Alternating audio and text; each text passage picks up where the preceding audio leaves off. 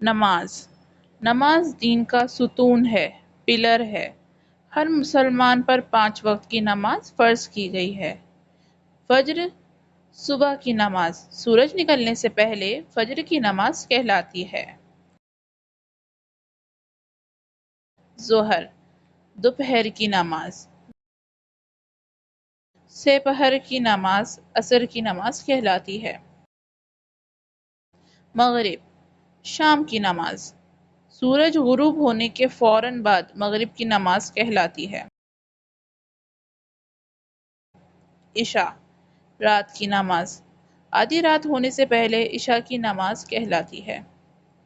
نماز کے بڑے فائدے ہیں۔ نماز ہم کو وقت کا پابند بناتی ہے، زندگی میں ڈسپلن سکھاتی ہے، معبود حقیقی کا احساس دلاتی ہے، برائیوں سے روکتی ہے، خدا کا خوف دلاتی ہے، ہمیشہ پاک صاف رہنا سکھاتی ہے، اہل فجر اٹھنا سکھاتی ہے، آپسی بھائی چارہ محبت سکھاتی ہے، اللہ کے قریب لاتی ہے، دوسروں کا خوف دل سے نکالتی ہے اور نڈر بناتی ہے، محلے پڑوس کے لوگوں سے دن میں 5 بار ملاقات کراتی ہے، ایک دوسرے کے دکھ درد میں شریک کراتی ہے، اچھے لوگوں کی صحبت دلاتی ہے، بے حیائی اور حرام کاموں سے بچاتی ہے۔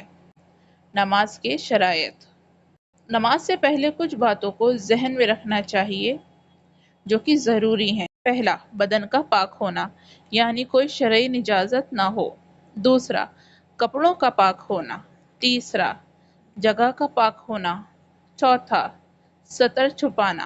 مرد کو ناف سے لے کر گھٹنوں تک اور عورت کو سوائے دونوں ہاتھ، پاؤں، چہرے کے علاوہ تمام بدن چھپانا فرض ہے۔ پانچواں، وقت کا پابند ہونا، یعنی جو نماز پڑھی جائے اس کا وقت ہو۔ وقت پہ نماز پڑھنے سے بہت ثواب ملتا ہے۔ چھٹا، قبلہ رخ ہونا۔ ساتواں، نماز پڑھنے کے لیے دل سے نیت کرنا بھی ضروری ہے۔ قرآن پاک میں نماز کو صلاۃ کہا گیا ہے۔ اس کا مطلب ہوتا ہے دعا۔ نماز میں بندہ اپنے پورے وجود کے ساتھ اپنے معبود رب العالمین کو تسلیم کرتے ہوئے اپنے لیے اور دوسروں کے لیے دنیا اور آخرت میں کامیابی کی دعا کرتا ہے۔ قرآن کی 100 سے زیادہ آیتوں میں نماز پڑھنے کا حکم دیا گیا ہے۔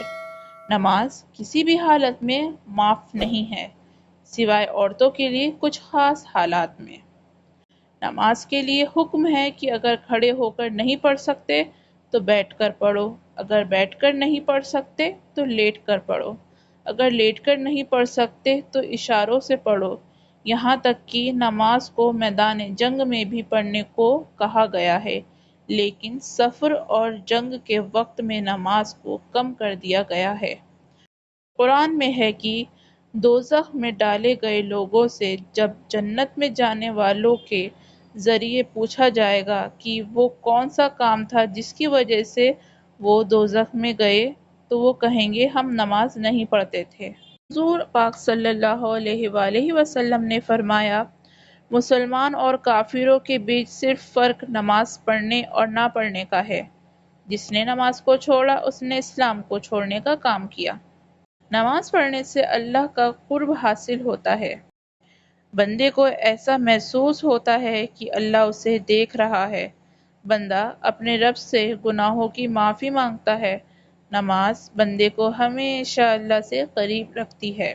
حضور صلی اللہ علیہ وآلہ وسلم نے فرمایا، کسی کے گھر کے سامنے نہر بہتی ہو اور وہ اس میں 5 بار روزانہ غسل کرے تو اس کے جسم پر میل کیسے بچ سکتا ہے؟ قرآن پاک میں ارشاد ہے، بے شک انسان جلد باز ہے، اس پر مصیبت آئے تو گھبراتا ہے اور جب دولت ملے تو بخل کرتا ہے، لیکن وہ نمازی ان باتوں سے پاک ہے جو اپنی نمازیں ہمیشہ پڑھتے ہیں۔ یہ یاد رکھنا چاہیے کہ نماز پڑھنے سے کوئی فائدہ تبھی حاصل ہو سکتا ہے جب انسان نماز کو حضور کے بتائے گئے طریقے کے مطابق پڑھے اور اپنی زندگی سنت رسول کے مطابق گزارے۔ If you like this video, please like, share and subscribe to my channel. Thanks for watching.